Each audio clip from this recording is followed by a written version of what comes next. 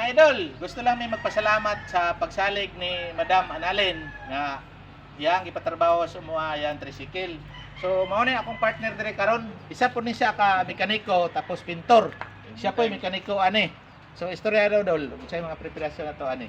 Garan ano meron preparation sa may og primer sa mong kan sa mong sidecar. Tiraan na mo siya og kan. Ari anti-corrosion, ansal, supported na mga pintura, tapos kuan garing urethane nga thinner. Tapos pag umanog kuan ani primer, ay tiraan na mo og pulitap. O gawon sana mo sa mga kuan pila ka oras, mga 5 ka oras, tulo. Para mo pilit ug maayo ang primer ba, di mo taya.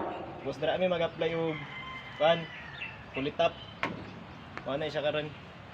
So mao ni siya mga idol ang amo ang bago pong project. Nagpasalamat mi sa tag-iya ani kay nisalik siya sa moa. So salamat po kayo sa atong nakabago na mong nagpaseminar sa mga ansal. Tapos kay Boss Arthur, thank you kayo kay sa EGH gid mi nagpalit og materialis ani mga idol. Kay didto pwede mo makapangayo og gamay discount. So salamat kay sa inyo ha. Kay Madam Julie, thank you kay Madam.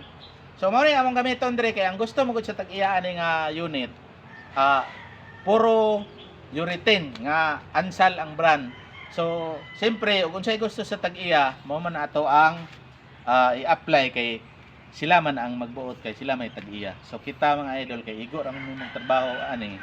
So ang amoag yung preparasyon ani mao to katong gi-explain na idol nga anti-corrosion siya nga synchromate primer ang among gamiton ani. So wala na lang mi nagamit og wash primer kay nag-agar na po mi sa unsay kuan sa tag-iya. So kini okay naman ni anti-corrosion. Pagkahuman ani paughon mo to gi-explain nga ganiya dayon applyan na to body filler. So sa mga next upload na mo mga idol ipakita na mo sa inyo hantod mahuman ni step by step lang nato para masundan gyud ninyo sa nakapalo. So wala pa kapalo sa amo ipalo mi ninyo mga idol para ang nabal-an na mo sa trabaho mabal-ang gina ninyo. So thank you for watching.